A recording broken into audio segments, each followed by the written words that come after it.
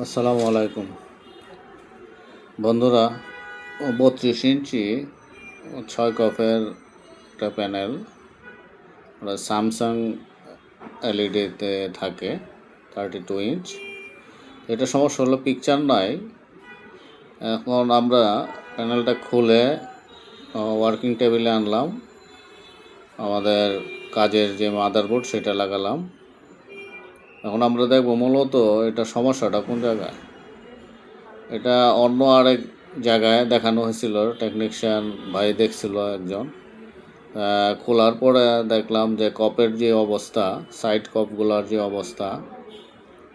এখন আমরা বিজিএইচ এটা আছে কিনা, হ্যাঁ বিজিএইচ আছে, 30 ভোল্ট, বিজিএইচ 30 ভোল্ট বিজি। এখান থেকে আমরা কপের মিসিং আছে, বিজিএইচ লাইনটা কপের পৌঁছায় নাই, রাস্তায় কাটে গেছে। তো এখন আমরা লাইন টাইনে দিব। লাইন কীভাবে টানতে হয় সেটা আজকে আপনাদেরকে দেখাবো। এই প্যানেলের মধ্যে বিজিএইচ, শুধু বিজিএইচটা কেটে গেছে, আর অন্যান্য আমরা চেক করব কফে যে অন্যান্য ভোল্টেজগুলো আছে কিনা।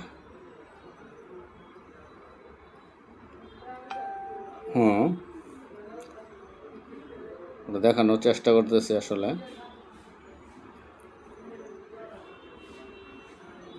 বিজিএইচ ভোল্টেজ মিসিং কফের মাঝে, সাইড কফের মাঝে। এখানে টিকন থেকে যে সাইড কফে যায় বিজিএইচ, বিজিএল, এসটিবি, তারপরে আপনার ওই এসটিভিভি ওইগুলো আর কি, বা সিপিবি, এগুলো ঠিক আছে কিনা আমরা দেখবো আর কি।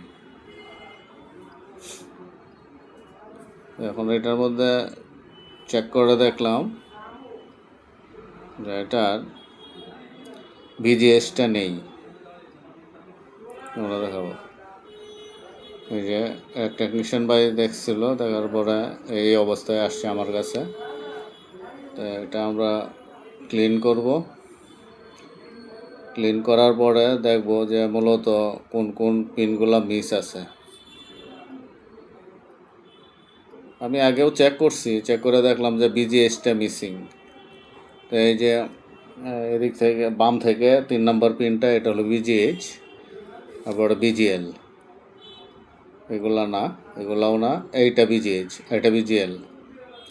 হ্যাঁ, এটাতে 3 ভোল্ট, এসটিপিপি, সিপিপি, এগুলো সব ঠিক আছে, এগুলো সবই ঠিক আছে, যা আসার কথা ঠিক আছে।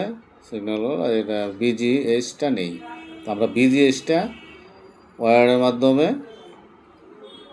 আমরা লাইন টাইনে দিব।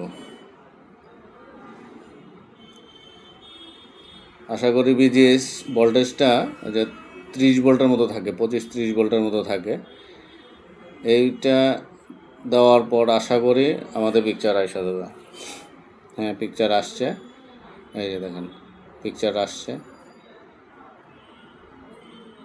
হ্যাঁ, ওটা আমি ক্যামেরাতে দেখাইছিলাম, ক্যামেরার মনিটরে। এখন সরাসরি মোবাইল হয়ে যাবে, ক্যামেরার মনিটরে এটা বিজিএইচ ভোল্টেজটা দিলাম। তো আমাদের প্যানেল কিন্তু কমপ্লিট অলরেডি।